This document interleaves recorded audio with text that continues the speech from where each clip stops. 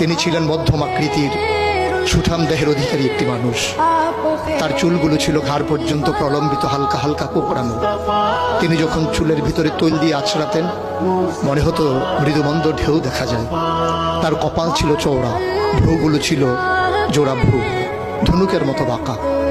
চোখের পাতাগুলো ছিল ফুটন্ত গোলাপের গোলাপি রঙের এক একটি পাপড়ির মতো। তিনি কখনো বা যখন চোখের পলক ফেলতেন, মনে হতো মৃদুমন্দ বাতাসে গোলাপ পাপড়ি যেন দোল খাচ্ছে। তার চোখের সাদা অংশ ছিল রক্তিমাভ সাদা, কালো অংশ ছিল কৃষ্ণ কালো। তার নাকটা ছিল খাড়া, নাকের ছিদ্রগুলো ছিল ছোট ছোট।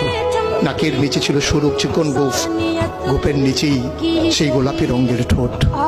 তার ঠোঁটগুলো যখনো কখনো বা মুচকে হাসতো। গোটা পৃথিবীর মানুষ অবাক বিস্ময়ে দেখত, গোটা পৃথিবীতে যেন বিজলি চমকিয়েছে। তিনি কখনো বা যখন এই রাস্তা দিয়ে হেঁটে যেতেন, 1 মাস পরেও কখনো যখন সাহাবা হাঁটতেন, তার গায়ের জান্নাতি গন্ধ তারা পেতেন।